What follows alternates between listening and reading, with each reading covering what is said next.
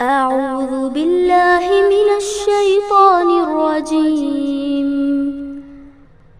بسم الله الرحمن الرحيم.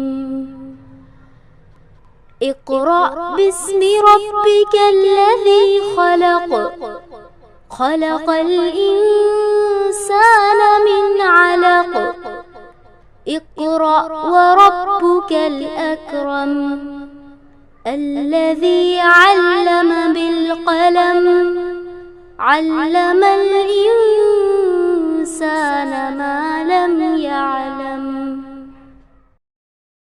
نحمده ونصلي على رسوله الكريم اما بعد فاعوذ بالله من الشیطان الرجیم بسم اللہ الرحمن الرحیم رب اشرح لی صدری ویسر لی امری واحلل عقدۃ من لسانی یفقهوا قولی رب زدنی علما اللہم انفعنا بما علمتنا وعلمنا ما ينفعنا وزدنا علما آمین یا رب العالمین۔ سورہ نساء آیت نمبر 101 سے دیکھ لیتے ہیں۔ اعوذ باللہ من الشیطان الرجیم بسم اللہ الرحمن الرحیم۔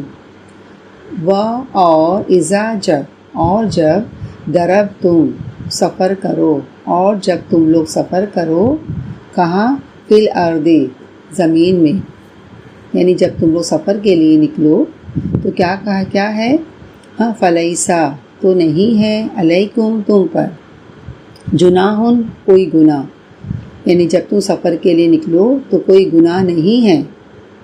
کس بات کی؟ ان کے تقصرو کہ تم کمی کر لو، قصر کر لو، من الصلاۃ نماز میں۔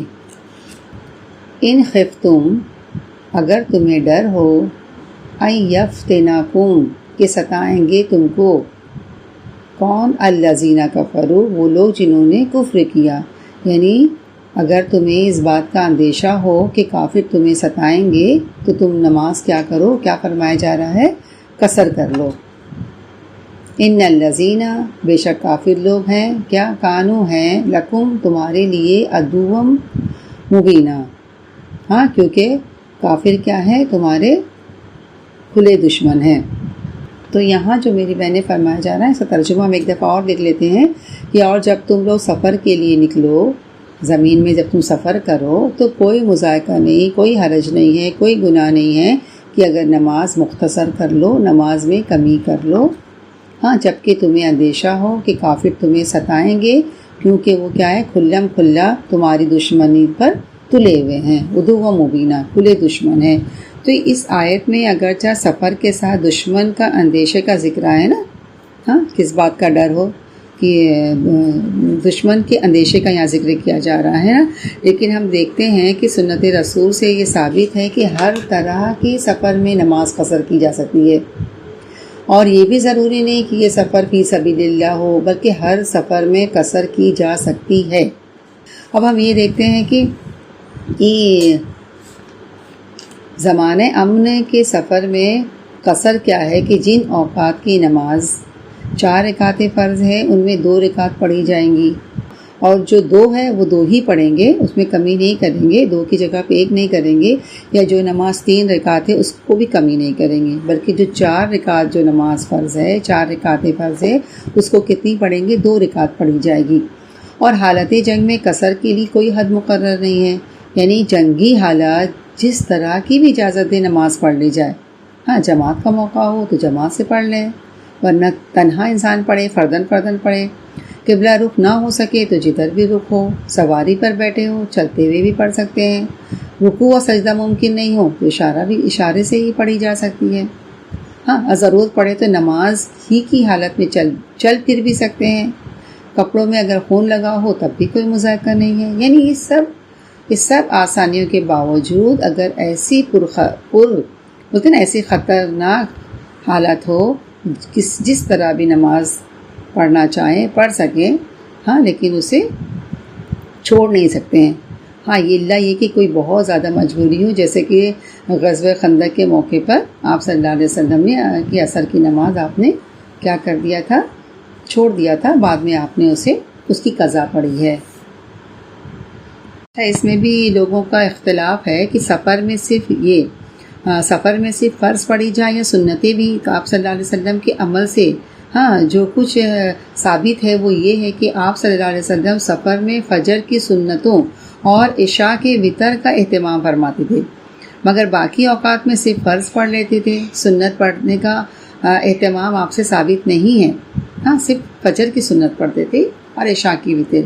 باقی آپ کیا کرتے تھے؟ قصر کرتے تھے نماز کو. جو فرض نماز ہے وہ قصر کرتے تھے اور باقی وقت میں سنت نہیں پڑھتے تھے. صرف کیا کرتے تھے؟ فجر کی سنت پڑھتے تھے اور عشاء کے وتر کا اہتمام کرتے تھے. اب باقی اوقات میں صرف فرض پڑھتے تھے.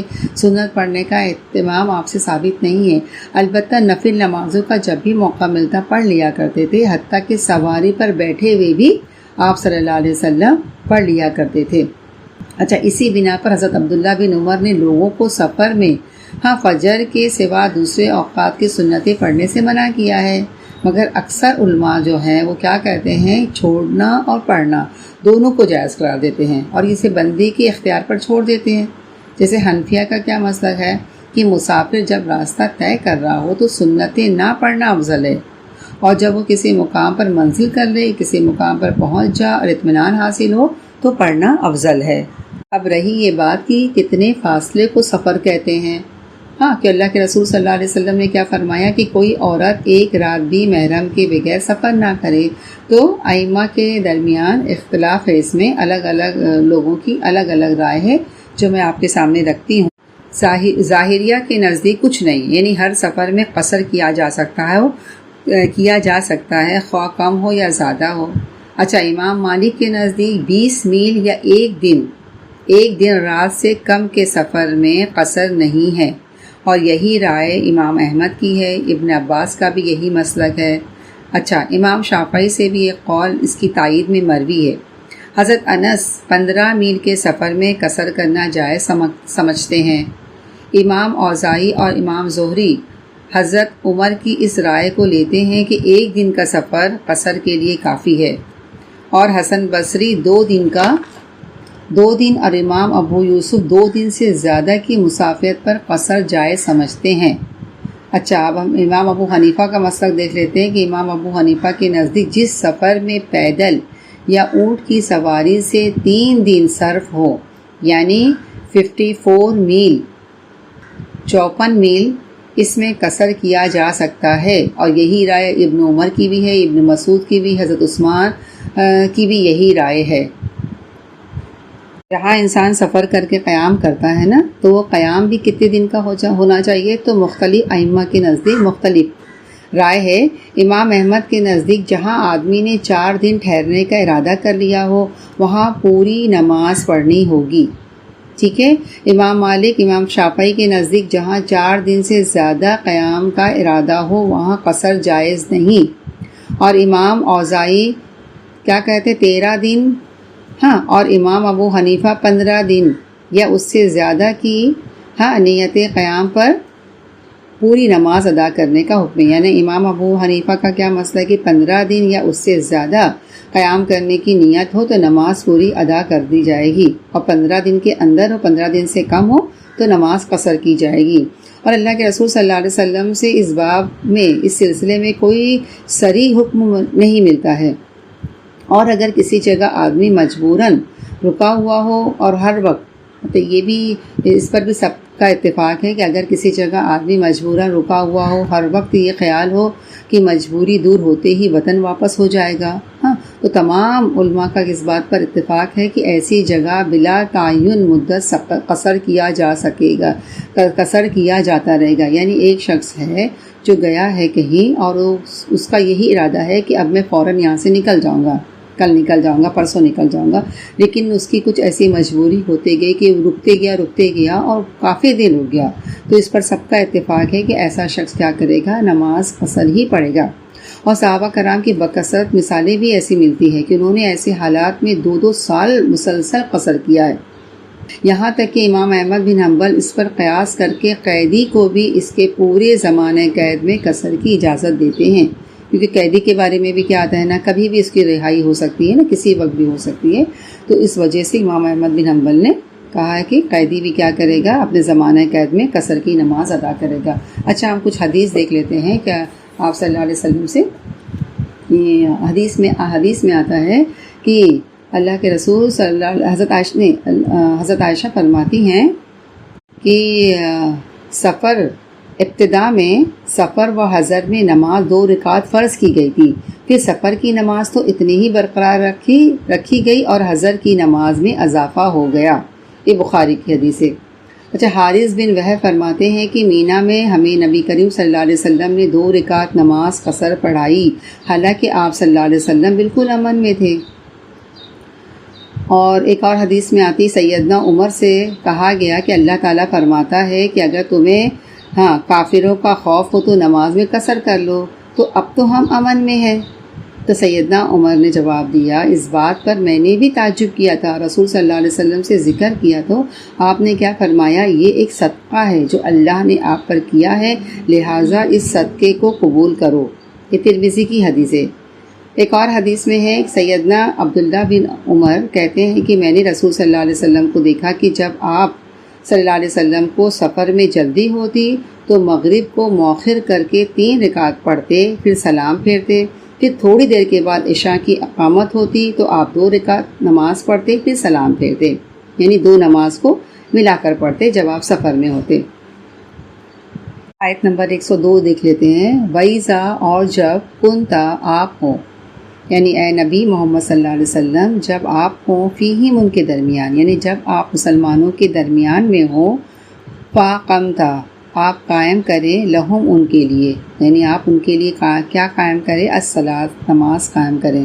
یعنی اے نبی جب تم مسلمان کے درمیان میں ہو اور حالت جنگ میں انہیں نماز پڑھانے کھڑے ہو جاؤ تو چاہیے کہ کیا کریں، اب آگے بتایا جا رہا ہے، جب نماز کے لیے کھڑے ہو تو کیا کرنا ہے، فَلْتَقُوا، تو چاہیے کہ کھڑے ہو جائے، طَائِفَةٌ مِّنْهُمْ، ان میں سے ایک گروہ، یعنی ان میں سے ایک گروہ کیا کرے، کھڑا ہو جائے، تمہارے ساتھ کیا کرے، کھڑا ہو، اور وَلْيَأْخُذُوا، اور چاہیے کہ لیے رہے، أَسْلِحَتَهُمْ، اپنے اسلحہ کو۔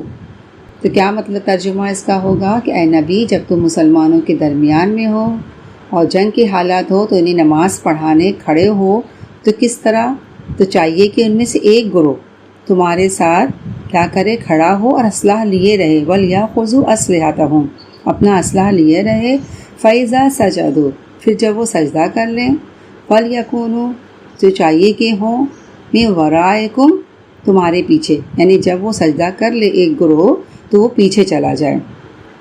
اب کیا ہو، وَلْيَأْتِ، چاہیے کہ آئیں، طَائِفَةٌ أُخْرَى، دوسرا گروہ آئے، لم یصلوا، جس نے ابھی نماز نہیں پڑھی ہے، تو وہ کیا کرے، فَلْيُصَلُّوا مَعَكَ، پس چاہیے کہ وہ آپ کے ساتھ نماز پڑھے، یعنی جو پہلا گروہ سجدہ کر کے پیچھے چلا جائے اور دوسرا گروہ جس نے ابھی نماز نہیں پڑھی ہے وہ تمہارے ساتھ کیا کرے، آ کر نماز پڑھے۔ اور کیا فرمایا جا رہا ہے کہ وَلْيَأْخُذُوا، پس چاہیے کہ وہ لیے رہیں، حِذْرَهُمْ، اپنے بچاؤ، وَأَسْلِحَتَهُمْ، اور اپنا اسلحہ لیے رہے۔ کیوں؟ کیونکہ وَدَّ الَّذِينَ كَفَرُوا، چاہتے ہیں وہ لوگ جنہوں نے کفر کیا ہے، لو کاش، تغفلون، تم غافل ہو جاؤ، کس سے، ان سے، اسلحتکم، اپنے اسلحہ سے، اور کس سے، وَأَمْتِعَتِكُمْ، اور اپنے سامان سے، یعنی کفار تو یہ چاہتے ہیں، کافر تو اس طاق میں رہتے ہیں کہ تم اپنے ہتھیار سے اور اپنے سامان کی طرف سے غافل ہو جاؤ، تو وہ کیا کریں، فَيَمِيلُونَ، وہ جھک پڑیں، علیکم، تم پر، یعنی وہ تم پر حملہ کریں، میلتاً، حملہ کرنا، یعنی فَيَمِيلُونَ علیکم، وہ جھک پڑے تم پر حملہ کرنے کے لیے، میلتاً، حملہ کرنا، واحدتاً، ایک ہی بار میں، یعنی وہ تو کیا چاہتے ہیں، تم پر یک بارگی، ایک ہی بار میں تم پر ٹوٹ پڑے۔ تو آگے فرمایا جا رہا ہے، وَلَا جُنَاحَ عَلَيْكُمْ، نہیں ہے تم پر کوئی گناہ، نہیں ہے تم پر کوئی گناہ، کس بات میں، ان کانا، اگر ہو بکم، تمہارے ساتھ، اذن، کوئی اذیہ، کوئی تکلیف، کس کی وجہ سے، من مطرن، بارش کی وجہ سے، یعنی کیا مطلب ہے، اگر تم بارش کی وجہ سے کچھ اذیت محسوس کر رہے، تمہیں کچھ اذیت ہو رہی ہے، تمہیں کچھ تکلیف ہو رہی ہے، اور یا تم کیا ہو، مردہ مریض ہو، یا تم بیمار ہو، تم مریض ہو، تو کیا کرنا ہے، ان تدعو، تو تم رکھ سکتے ہو، رکھ دو کیا، اسلحتہم، اپنے اسلحہ کو، یعنی تم پر کوئی گناہ نہیں ہے۔ تم اگر بارش کی وجہ سے کوئی اذیت محسوس کر رہے ہو یا بیمار ہو تو اسلحہ رکھ سکتے ہو، ہاں، کوئی گناہ نہیں ہے، کوئی مذائقہ نہیں ہے۔ وخذوا، لیکن پکڑے رہو، حذرکم، اپنا بچاؤ، مگر تم کیا کرو، اپنا بچاؤ پکڑے رہو۔ ان اللہ، بے شک اللہ تعالیٰ، اعد، تیار کر رکھا ہے، للکافرین، کافروں کے لیے، عذابا مہینا، ذلت کا عذاب، رسوائی کا عذاب۔ تو میری بہنیں، یہاں جو بات بتائی گئی ہے، اس آیت میں نماز خوف کا طریقہ بیان کیا گیا ہے، یعنی نماز خوف کی دیکھیے کئی صورتیں ہیں، حدیث سے ہم کو ملتی ہے، اور وہ صورتیں اس طرح ہے کہ جو مقتدی ہے نا، جس نے ایک رکعت نماز امام کے ساتھ ادا کی ہے، تو آیا وہ دوسری رکعت خود موقع ملنے پر ادا کرے یا نہیں، یا اگر کرے تو کیسے کرے، ٹھیک ہے۔ اور نماز مغرب جس کی قصر بھی 3 رکعت ہے، اس کی صورت کیا ہوگی؟ تو بات دراصل یہ ہے کہ یہ جو طریقہ ہے وہ اس ہنگامی حالات کے لیے ہے جبکہ ابھی جنگ چل نہیں رہی ہے، یعنی دشمن جو ہے مقابل میں نہیں ہے، ہاں، جنگ کا بولتے مارکا ابھی گرم نہیں ہے، کیونکہ جب جنگ چلنے کی صورت میں تو جماعت کا موقع ہی نہیں ملتا ہے، جیسے کہ غزوہ خندق میں اللہ کے رسول صلی اللہ علیہ وسلم کے سمیت اکثر مسلمانوں کی نماز عصر قضا ہو گئی تھی، پھر آپ نے کیا کیا تھا، سورج غروب ہونے کے بعد قضا کے طور پر ادا کری تھی، اس کے بعد آپ نے مغرب کی نماز پڑھی نا۔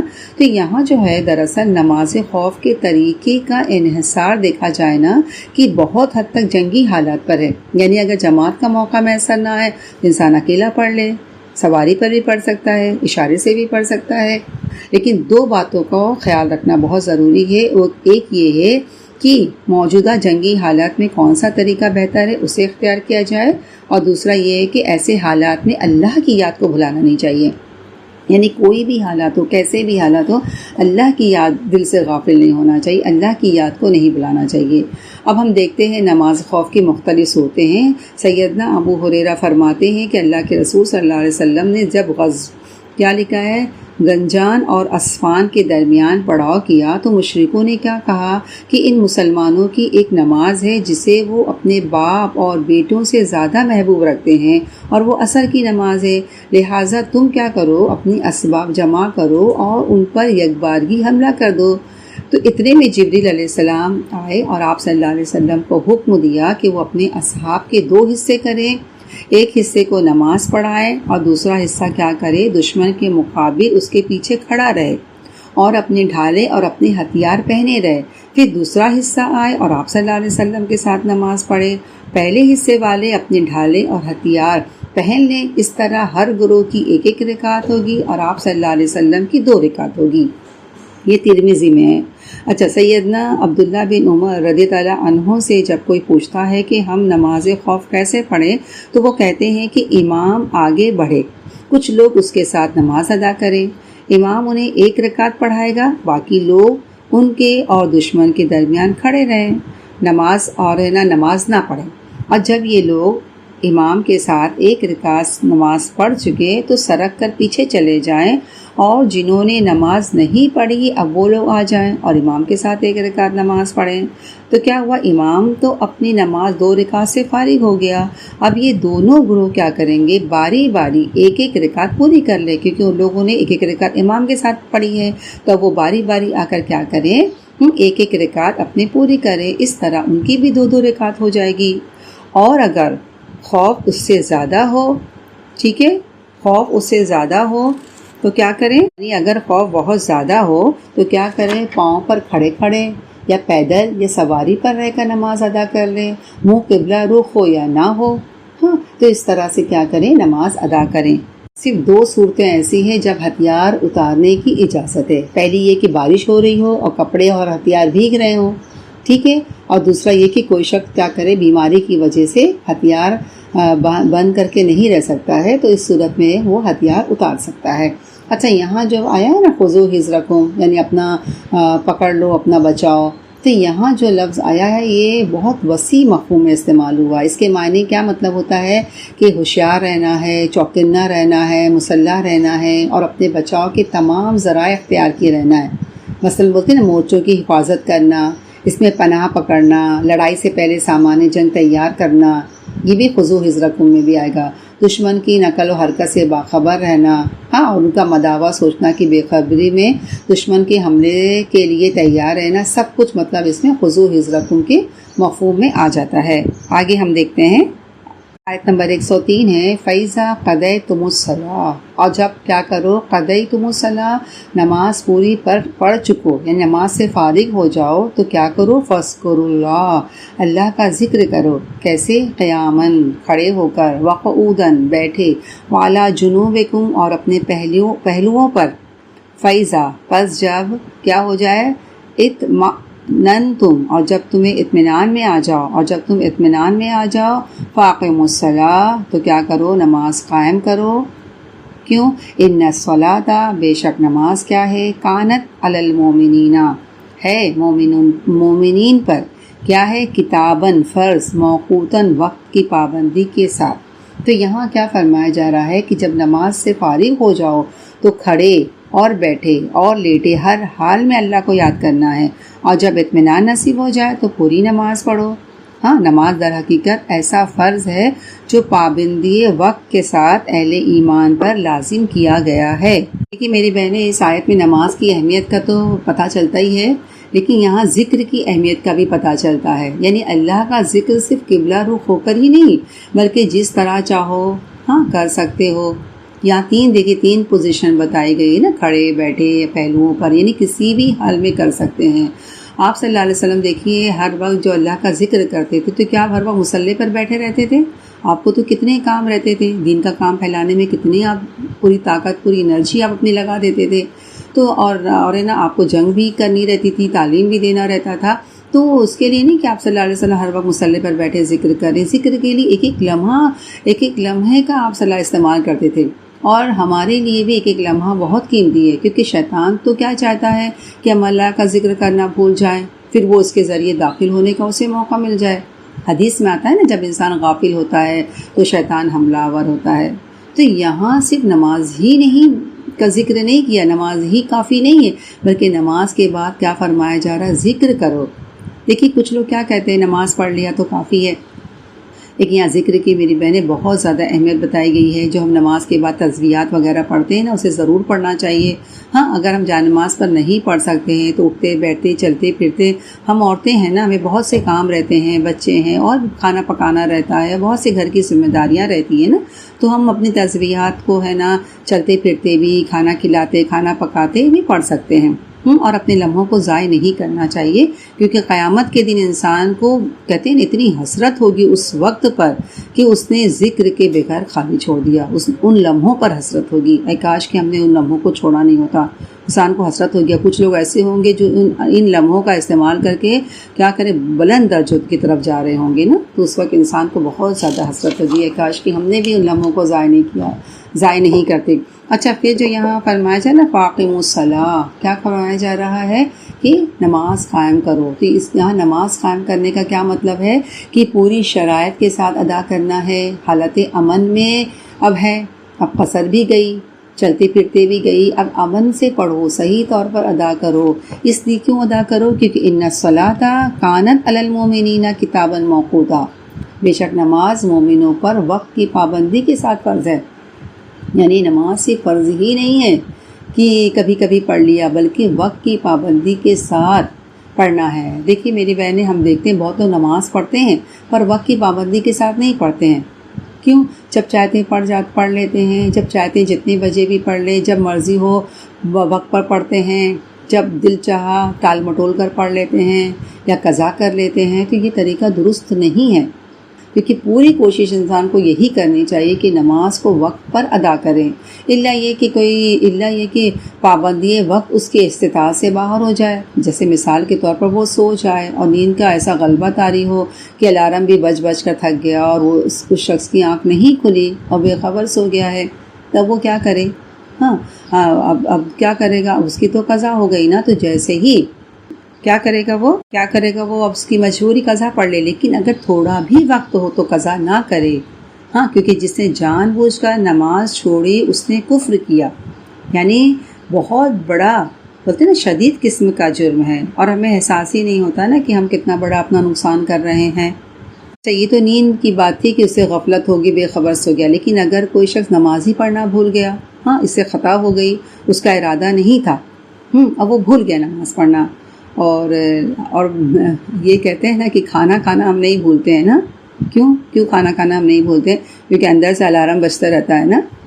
تو بات کہنے کی یہ ہے، اگر کوئی بھول جائے ہاں نماز پڑھنا، تو یہ ایک الگ بات ہے نا۔ آپ صلی اللہ علیہ وسلم نے کیا فرمایا کہ جو شخص نماز ادا کرنا بھول جائے یا وہ سویا رہا تو اس کا کفارہ یہ ہے کہ یاد آتے ہی کیا کرے؟ ادا کر لے۔ یہ بخاری کی حدیث ہے، یعنی بھول گیا، جیسے اسے یاد آئے اسے کیا کرے؟ ادا کر لے، ہاں، کیونکہ جو شخص بھول گیا ہے، سویا ہوا ہے، جب اٹھے تو فوراً نماز ادا کر لے، بھول گیا ہے تو بھولی ہوئی نماز جس وقت یاد آ جائے فوراً ادا کر لے، کیونکہ نماز ایک فرض ہے ہمارے ذمے، اور اس کا ہمیں پورے طریقے سے احساس ہونا بہت ضروری ہے۔ حدیث میں آتا ہے، حدیث میں ہے کہ سیدہ ام فروا کہتی ہیں کہ کسی نے آپ صلی اللہ علیہ وسلم سے پوچھا کہ کون سا عمل افضل ہے، تو آپ صلی اللہ علیہ وسلم نے کیا فرمایا کہ نماز اول وقت پر ادا کرنا۔ حضرت عبداللہ بن عمر اور حضرت ابو ہریرہ دونوں فرماتے ہیں کہ آپ صلی اللہ علیہ وسلم نے فرمایا کہ گرمی کے موسم میں ظہر کی نماز کو ٹھنڈا کر کے پڑھا کرو، اس لیے کہ گرمی کی سختی دوزخ کی بھاپ سے ہوتی ہے۔ یہ بخاری کی حدیث ہے۔ اچھا، سیدہ عائشہ فرماتی ہے کہ ہم عورتیں چادروں میں لپٹی ہوئی جب نماز صبح سے فارغ ہو کر مسجد سے نکلتے تو اندھیری کی وجہ سے کوئی ان کو پہچان نہیں سکتا تھا۔ ایک اور حدیث میں حضرت عائشہ فرماتی ہیں کہ ایک دفعہ آپ صلی اللہ علیہ وسلم نے عشاء کی نماز اس وقت پڑھائی جب رات کا کافی حصہ گزر چکا تھا، پھر فرمایا اگر میری امت پر یہ بات شاق نہ ہوتی تو عشاء کی نماز کا اصل وقت یہی تھا۔ یہ بخاری کی حدیث ہے۔ دیکھیے میری بہن، ہم سب جانتے ہیں نا کہ پتہ ہے آپ کو مطلب کہ مسجد نبوی میں پہلا چراغ 9 ہجری میں جلا، 9 ہجری میں پہلا چراغ جلا، یعنی مسلمانوں نے کیسا وقت دیکھا نا، کہ ان اندھیروں میں بھی کیسا ایمان روشن تھا ان کے سینوں میں۔ پہلے نہ مسجد میں لائٹ ہوتی تھی، نہ گلیوں میں، نہ بازاروں میں، جس سے لوگ ایک دوسرے کو پہچان سکیں نا۔ اب تو مدینے میں بھی الحمدللہ رات کا وقت بھی ایسا لگتا ہے جیسے دن کا منظر ہو۔ اللہ تعالیٰ ہم سب کو وہاں بار بار پہنچائے۔ آگے ہم حدیث دیکھ لیتے ہیں کہ حضرت ابو ہریرہ کہتے ہیں کہ آپ صلی اللہ علیہ وسلم نے فرمایا جب کوئی شخص سورج ڈوبنے سے پہلے عصر کی 1 رکعت پا لے تو وہ اپنی نماز پوری کر لے۔ ہاں، کیوں؟ جب تک کہ بولتے ہیں نا کہ دوسری نماز کا وقت شروع نہیں ہوتا ہے نا، اگر وہ 1 رکعت بھی پا لے تو وہ قضا نہ کرے، اس کو پڑھ ڈالے نا، کیونکہ حدیث میں جس نے 1 رکعت بھی پا لی گویا اسے نماز پا لی ہے۔ ہاں، تو وہ کیا کرے، وہ قضا میں شمار نہیں ہوگی۔ اور ہم کیا سوچتے ہیں کہ چلو اب تو دیر ہو گئی ہے، قضا کر لیتے ہیں۔ میری بہنیں، اگر کسی وجہ سے ظہر کی نماز نہیں پڑھی اور عصر کا وقت میں اب تھوڑا ہی وقت باقی ہے، ہاں 10-15 منٹ باقی ہے، تو کیا کرنا ہے؟ تو ابھی عصر کا وقت شروع نہیں ہوا ہے اور تھوڑا ہی وقت باقی ہے، تو کیا کرنا ہے؟ ظہر کی نماز پڑھ لی جائے نا، پڑھ لینا چاہیے، اور ہے نا اور لیکن اس طرح کے طریقے کو عادت نہیں بنا لیں کہ چلو جب چاہا دیر سے پڑھ لے۔ نہیں، اگر کسی وجہ سے ایسی مجبوری ہو گئی ہے اور عصر کا وقت ابھی شروع ہونے میں کچھ منٹ باقی رہ گیا ہے تو ظہر کی نماز پڑھ لینا چاہیے، کیونکہ آپ صلی اللہ علیہ وسلم نے کیا فرمایا کہ جو نماز اول وقت میں پڑھے گا اللہ تعالیٰ کی طرف سے بخشش اور رضامندی کا وعدہ ہے، لیکن جو ایسا نہیں کرتا اس کے لیے وعدہ نہیں ہے، چاہے تو اللہ تعالیٰ بخش دے اور چاہے تو اللہ تعالیٰ نہیں بخشے۔ سیدنا ابن عباس کہتے ہیں کہ آپ صلی اللہ علیہ وسلم نے صبح کی نماز کے بعد سورج چڑھنے تک نماز پڑھنے سے منع کیا ہے۔ ہاں، تقریباً جو 15 منٹ ہوتا ہے نا، تو اس درمیان کوئی نماز نہیں پڑھنی چاہیے، اور عصر کی نماز کے بعد سورج ڈوبنے تک ہاں یہ بھی کوئی نماز نہیں پڑھنی چاہیے، کوئی نفل نماز نہیں پڑھنا چاہیے۔ یہ بخاری کی حدیث ہے۔ آگے فرمایا گیا ہے، حضرت علی رضی اللہ عنہ فرماتے ہیں کہ آپ صلی اللہ علیہ وسلم نے مجھے فرمایا علی 3 باتوں میں تاخیر نہ کرنا، یعنی آپ صلی اللہ علیہ وسلم نے حضرت علی سے کیا فرمایا کہ 3 باتوں میں تاخیر نہ کرنا، نمبر 1 کیا ہے؟ نماز میں جب اس کا وقت آ جائے، نماز میں جب اس کا وقت آ جائے۔ نمبر 2 جنازے کی تدفین میں جب تو وہاں موجود ہو، یعنی تدفین میں دیر نہیں کرنا چاہیے۔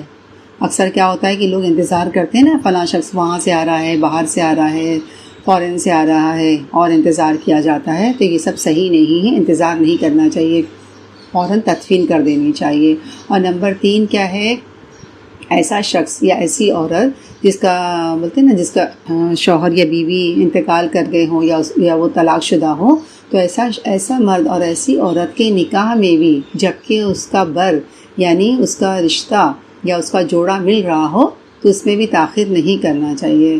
تو میری بہنیں، اس کا یہ مطلب نہیں جو کنوارے لڑکے لڑکیاں ہیں ان میں تاخیر کرنا چاہیے، یہ مطلب نہیں ہے، ان میں تو جلدی کرنا ہی ہے جو کنوارا مرد اور عورت ہے، یہاں تک کہ جو طلاق شدہ عورت یا طلاق شدہ مرد یا جس کی عورت یا بیوی ختم ہو گئی، ایسے شخص کے بھی نکاح میں دیر نہیں کرنا چاہیے۔ تو یہ 3 باتوں کی اللہ کے رسول صلی اللہ علیہ وسلم نے تاکید فرمائی ہے۔ میری بہنیں، نماز کے بارے میں چند ایک باتیں ہیں جو ہمیں اکثر پریشان کرتی ہیں نا، کہ اس کا جواب کیا ہونا چاہیے، تو وہ تھوڑا ہم دیکھ لیتے ہیں۔ جیسے مثال کے طور پر یہ ہے نا کہ پچھلی نماز جو چھوٹ گئی ہے اس کا کیا کریں؟ جو نماز چھوٹ گئی ہے پچھلی نماز، اس کا کیا کرنا ہے؟ دیکھیں، اللہ تعالیٰ نے قرآن پاک میں فرض نماز کا طریقہ نہیں بتایا ہے، لیکن اس سے صلاۃ خوف کو ڈیٹیل کے ساتھ بتایا ہے کہ کیسے نماز پڑھنی ہے، کس طرح پڑھی جائے۔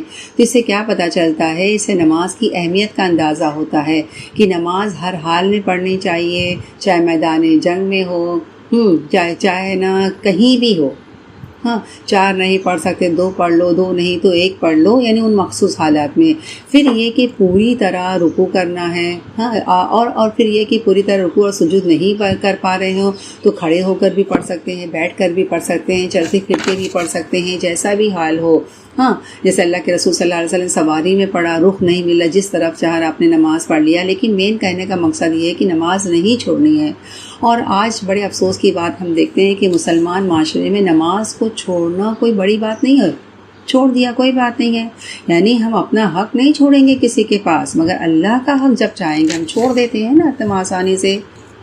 اب یہ ہے سوال، یہ اب اگر ایسا ہو چکا کہ اب اگر ایسا ہو کہ ہماری نمازیں بہت ساری چھوٹ گئی ہیں، قضا ہو گئی ہیں، ماضی میں ہو چکی ہے، اب ہمیں احساس ہو رہا ہے کہ اب ہم اپنی نماز کیسے پوری کریں۔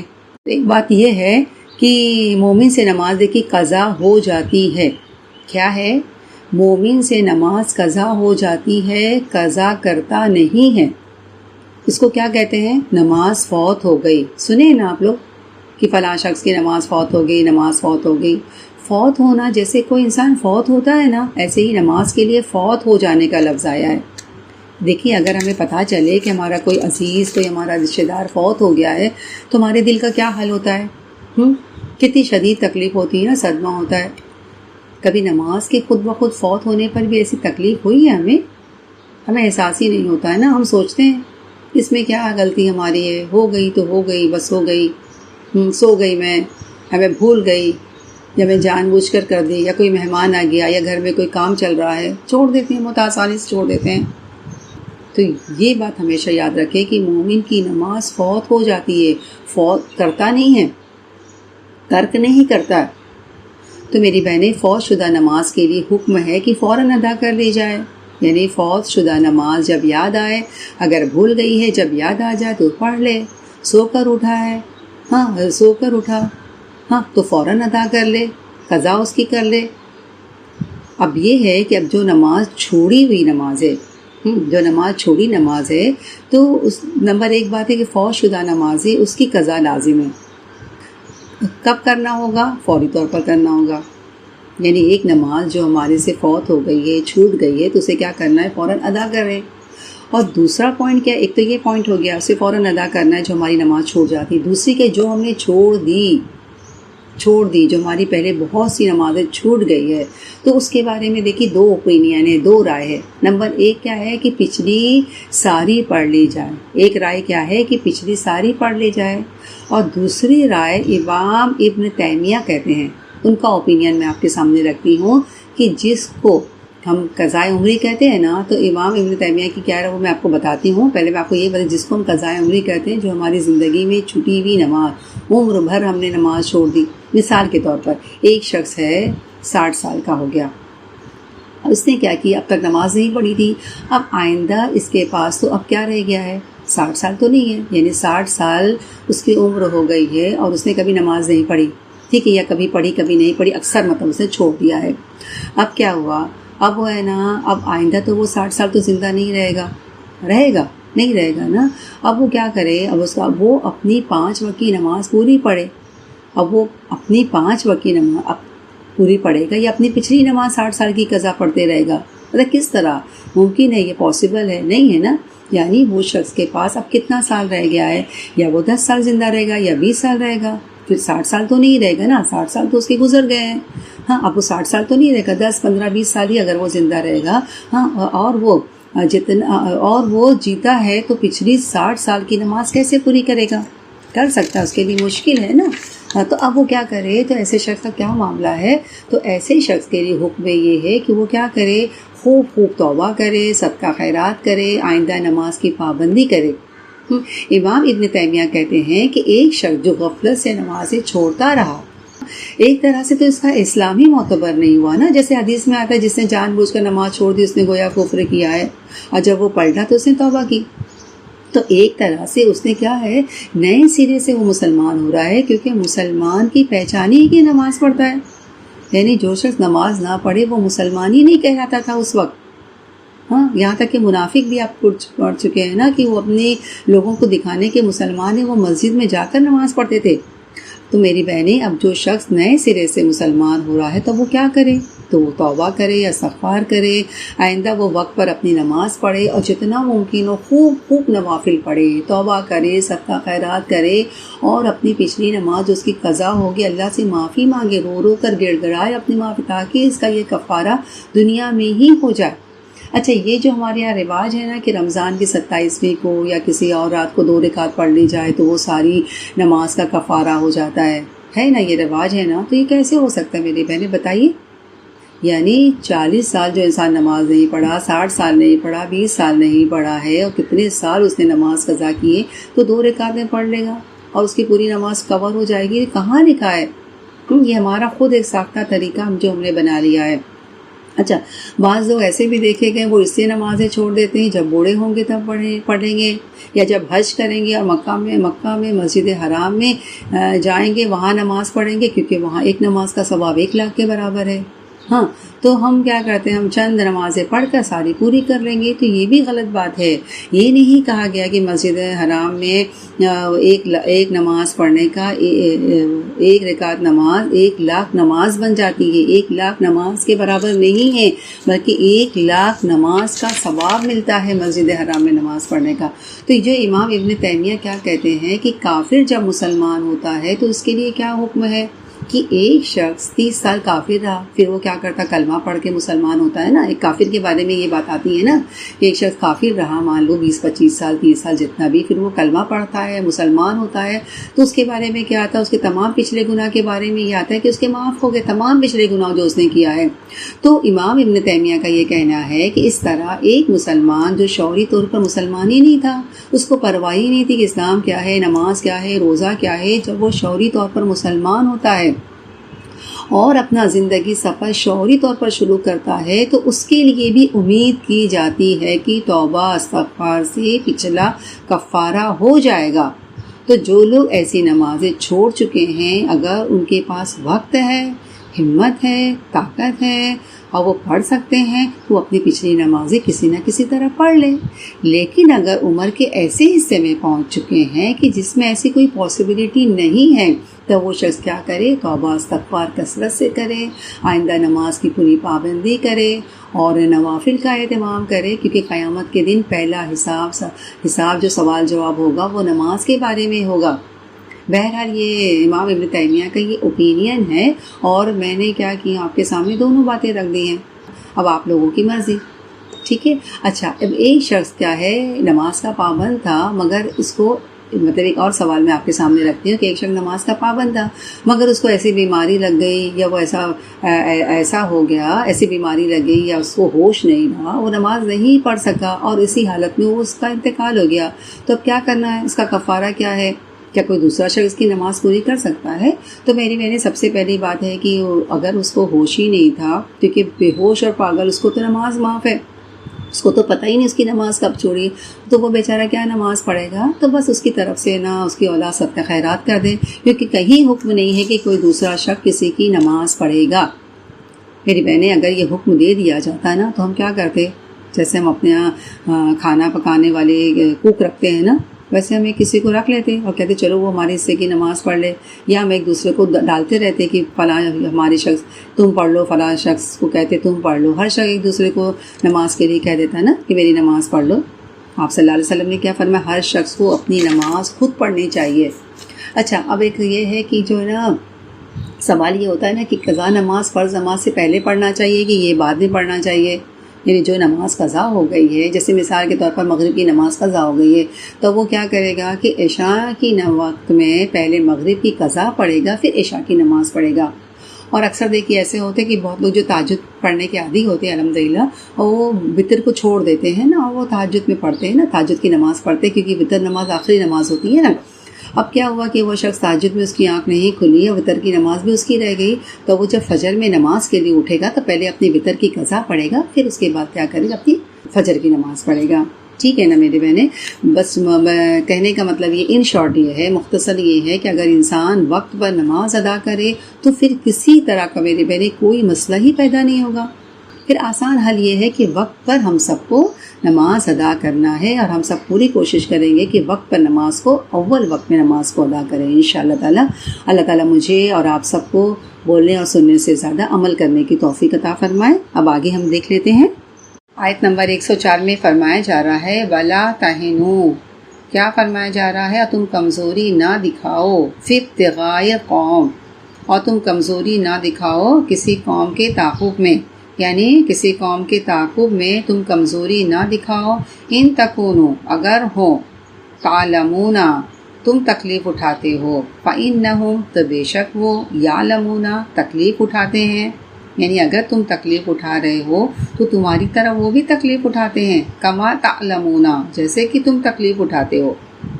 اور وترجون من اللہ، اور تم امیدوار ہو اللہ سے، ما لا یرجون، اور وہ امید بھی نہیں رکھتے، یعنی تم اللہ سے اس چیز کے امیدوار ہو جس کی وہ امیدوار نہیں ہے۔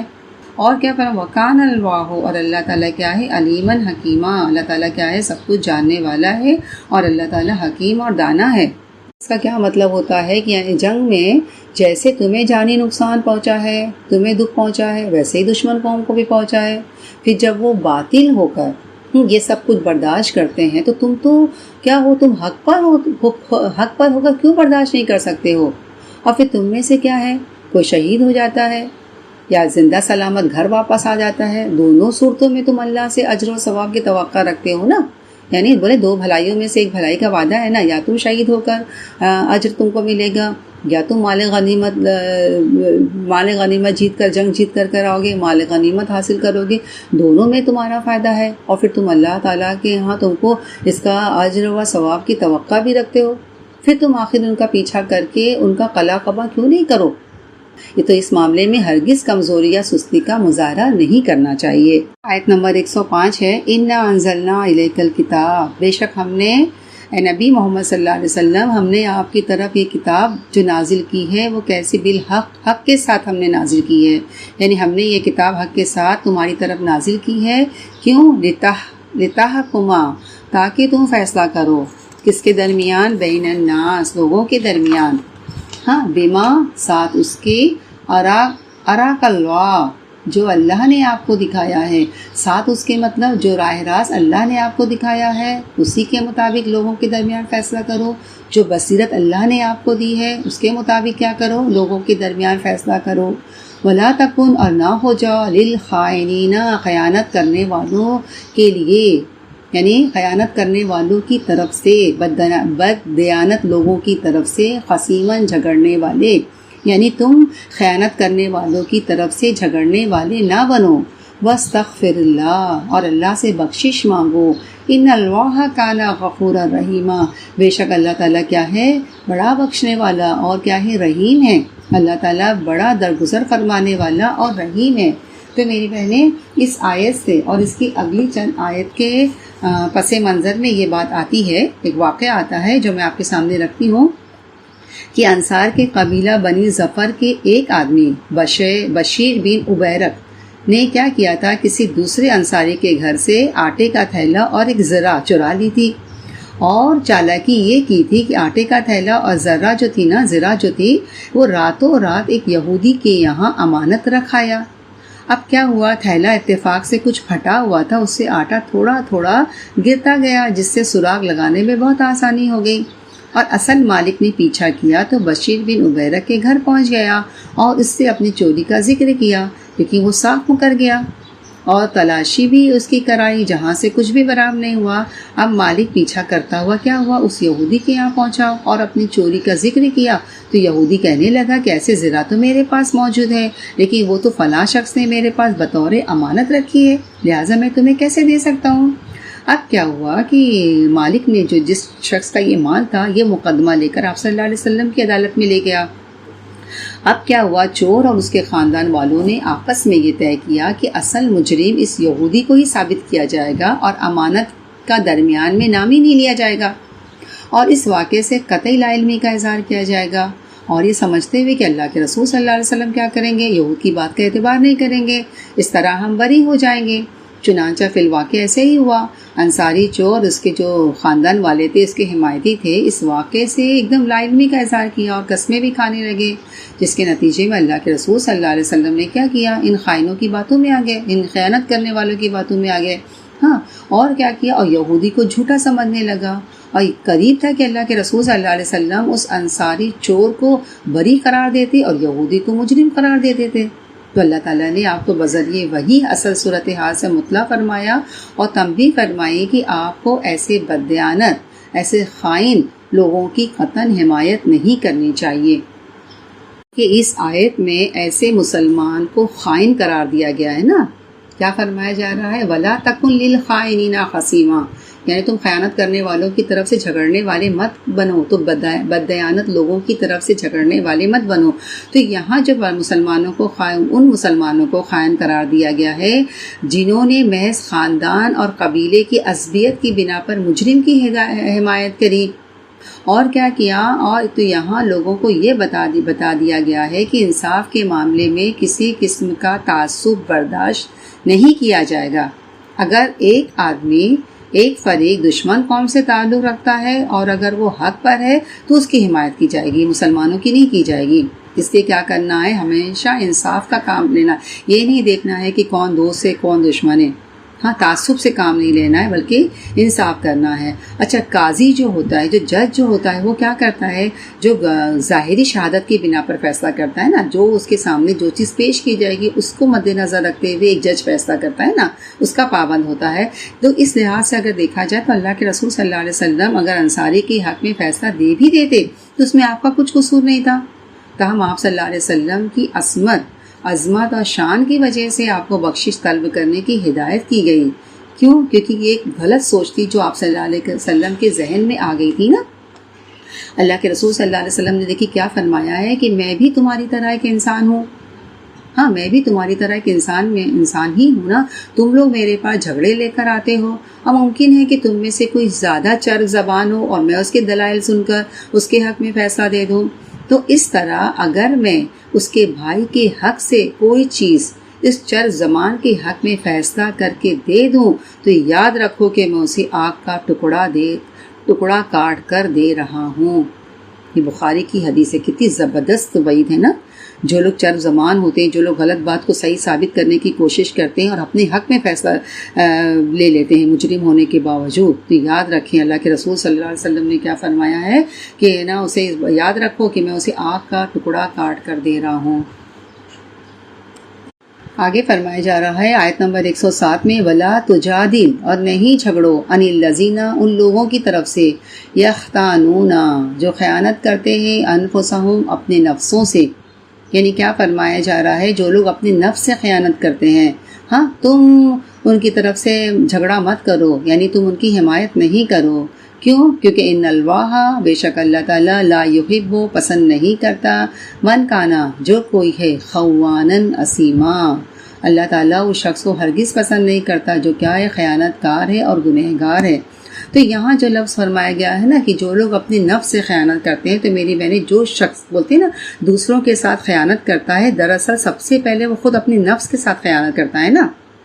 کیسے؟ کیونکہ دل دماغ کی جو قوتیں اس کے پاس ہوتی ہیں وہ انہیں مجبور کرتا ہے خیانت کرنے میں، اس کا ساتھ دے.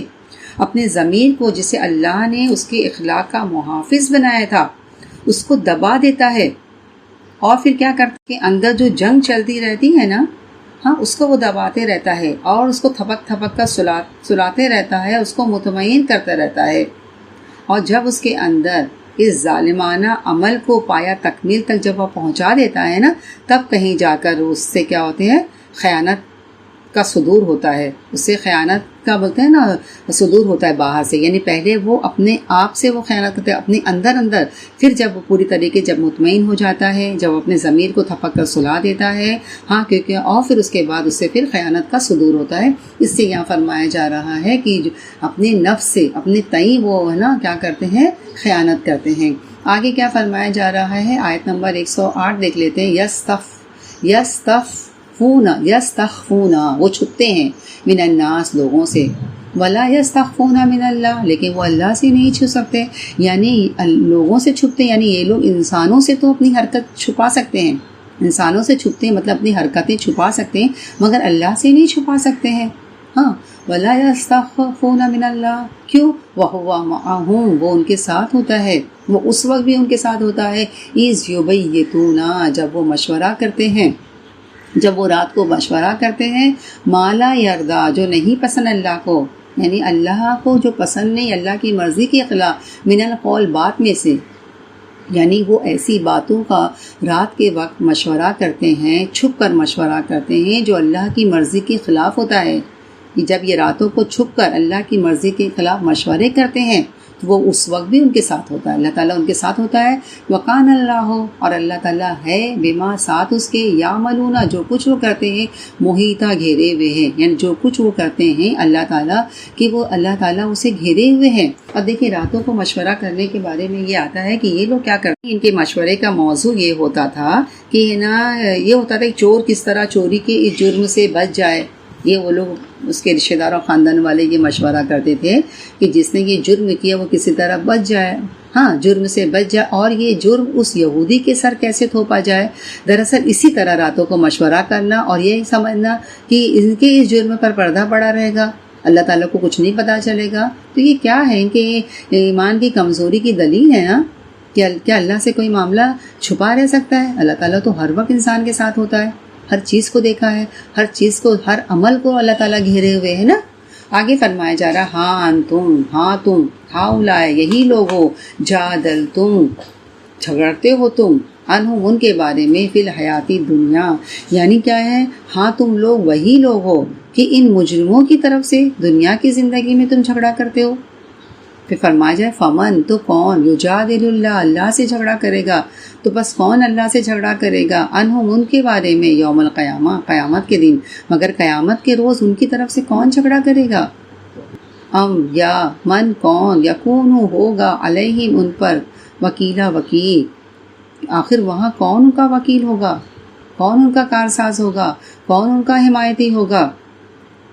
یہ خطاب کس سے ہے؟ یہ خطاب ان منافق چور کے حمایتیوں سے ہے، اس کے رشتہ دار اور خاندان سے ہے کہ اگر آج تم چور کے حمایتی بن رہے ہو، اس کا سپورٹ دے رہے ہو، اس کا ساتھ دے رہے ہو اور دنیا کی زندگی میں دے رہے ہو، تو کل قیامت کے دن اللہ کے روبرو تم میں سے کون اس کی وکالت کرے گا، کون اس کا کارساز ہوگا، کون اس کا وکیل ہوگا، جبکہ تمہارے لیے تمہارا اپنا ہی گناہ کافی ہے، کیونکہ تم خود وہاں مجرم بن کر وہاں کھڑے ہوگے نا. تم خود مجرم ہوگے، تم نے اس کا سپورٹ کیا، ایک مجرم کا تم نے گنہگار کا تم نے سپورٹ کیا، وہاں تو تم خود مجرم بن کے کھڑے رہو گے. اچھا دیکھیے اس واقعے سے یہ بات بھی معلوم پڑتی ہے کہ کسی شخص کے پاس سے چوری کا مال برآمد ہو جانا، یہ چوری کا مال نکل آنا، اس بات کا یقینی ثبوت نہیں ہوتا کہ واقعی وہ چور ہے. اس لیے ایسے معاملات میں انتہائی بہت تحقیق اور احتیاط کی ضرورت ہوتی ہے. اس لیے اللہ کے رسول صلی اللہ علیہ وسلم نے حدود جب قائم کرنے کے سلسلے میں نا بہت سی ہدایت فرمائی. جب حد قائم کرتے تھے اس سلسلے میں بہت سی ہدایت فرمائی ہے، اور انشاءاللہ آگے آئے گا، کسی مقام پر آگے آئے گا انشاءاللہ تعالیٰ. آیت نمبر 110 دیکھ لیتے ہیں. وَمَن يَعْمَلْ، اور جو کوئی عمل کرے گا، سوءً برا، یعنی جو اگر کوئی شخص کیا کرے گا، برا فعل کرے گا، اور یظلم یا ظلم کرے گا، نفسہ اپنے نفس پر، یا اپنے نفس پر ظلم کر جائے، ثم پھر یستغفر اللہ، پھر اللہ سے بخشش مانگے، تو کیا ہوگا، یجد اللہ، تو اللہ کو پائے گا، غفور الرحیمہ، بخشنے والا اور رحم کرنے والا. یعنی اگر کوئی شخص غلط کام کرتا ہے یا اپنے نفس پر ظلم کر دیتا ہے، پھر اس کے بعد اللہ سے کیا کرے گا، استغفار کرے گا، توبہ کی درخواست کرے گا، درگزر کی درخواست کرے گا، تو اللہ تعالیٰ کو درگزر کرنے والا اور رحیم پائے گا. یعنی اگر جو مجرم ہے، جس نے گناہ کیا ہے، وہ توبہ کر لے، اور اس کے بعد جو اس کے حمایتی ہے وہ مجرم کی حمایت سے دستبردار ہو جائے اور اللہ سے معافی مانگے، تو اللہ تعالیٰ معاف کرنے والا اور رحم کرنے والا ہے. پھر آگے فرمایا جا رہا ہے، آیت نمبر 111 اور 112 دیکھ لیتے ہیں. وَمَن یکسب، اور جو کوئی کمائے گا، اسمن گناہ، فَإِنَّمَا، تو بے شک وہ، یکسبہ، تو وہ اس کو کماتا ہے، علی نفسہ، اپنے نفس پر. یعنی کیا مطلب ہوتا ہے، جو برائی کما لے، مگر جو برائی کما لے تو اس کی کمائی کا اس کے لیے کیا ہوگی، تو اس کی یہ کمائی اس کے لیے وبال جال ہوگی. وکان اللہ علیما حکیمہ، اللہ تعالیٰ کو وکان اللہ، اور اللہ تعالیٰ حلیم بھی ہے اور کیا ہے، حکیم بھی ہے، علیما حکیمہ ہے.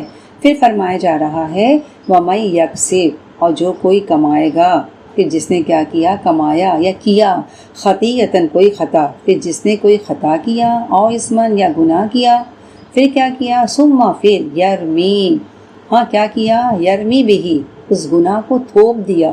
یرمی مطلب چسپا کر دینا، پھینک دینا، تھوپ دینا، وہی اس کو، یعنی اس غلطی کو، اس خطا کو، اس گناہ کو اس نے کیا کیا، چسپا کر دیا، تھوپ دیا، کس پر، بریہ، یرمی بہی بریہ، کسی بے گناہ پر.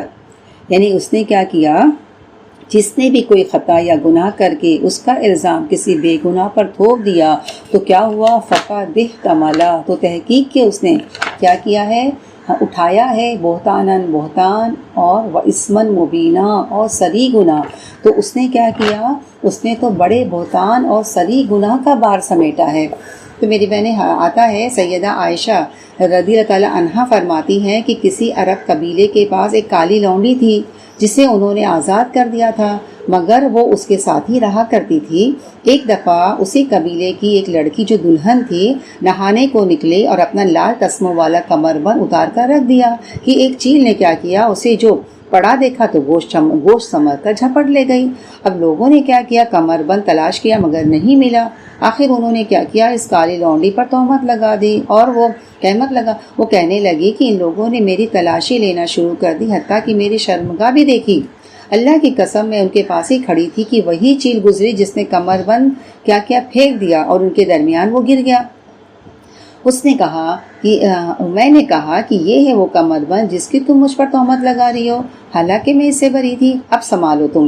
پھر وہ لڑکی رسول صلی اللہ علیہ وسلم کے پاس آئی اور اسلام لے آئی، اور کہتے ہیں اس کا خیمہ مسجد میں تھا، اور کبھی کبھی وہ میرے پاس آ کر باتیں کیا کرتی تھی، اور جب بھی وہ میرے پاس آتی وہ یہ شعر ضرور کہتی تھی. کیا پڑھتی تھی کہ کمر بند کا دین ہمارے پروردگار کی عجائبات میں سے ہے، اور اسی واقعے نے تو مجھے کفر کی سرزمین سے نجات بخشی تھی. یہ بخاری میں ہے. تو میری بہنیں، یہ بہت بڑا جرم ہے، بہت بڑا گناہ ہے کہ ایک تو انسان جرم کرے، ایک تو انسان جرم کرے، تو ایک گناہ ہے یہ. اور دوسرا گناہ کیا ہے کہ کسی اس اپنے جرم کو، اس گناہ کو کسی بے قصور کے سر تھوپ دے. تو یہ تو اس کا ڈبل گناہ ہو گیا نا. تو یہاں یہی فرمایا جا رہا ہے کہ اس شخص کا دو جرم تھا، ایک تو اس نے خود گناہ کیا، اور اس نے کیا کیا، اس کا الزام دوسرے یہودی پر لگا دیا. یا اللہ تعالیٰ نے وحی کے ذریعے سے آپ صلی اللہ علیہ وسلم کی رہنمائی کی، اور پھر آپ صلی اللہ علیہ وسلم نے پھر صحیح فیصلہ کیا، اور جو مجرم تھا اس کو سزا دی. الحمدللہ آیت نمبر 112 تک ہمارا کمپلیٹ ہو گیا ہے، اور اللہ کا شکر ہے کہ آج 2 رکوع ہوا ہے، رکوع نمبر 15 اور 16. واخر الدعوانا ان الحمدللہ رب العالمین. ربنا تقبل منا انک انت السمیع العلیم وتب علینا انک انت التواب الرحیم صلی اللہ تعالی علی خیر خلقہ محمد وعلی آلہ محمد واصحابہ اجمعین برحمتک یا ارحم الراحمین سبحانک اللہم وبحمدک نشہد ان لا الہ الا انت نستغفرک ونتوب الیک والسلام علیکم ورحمۃ اللہ وبرکاتہ.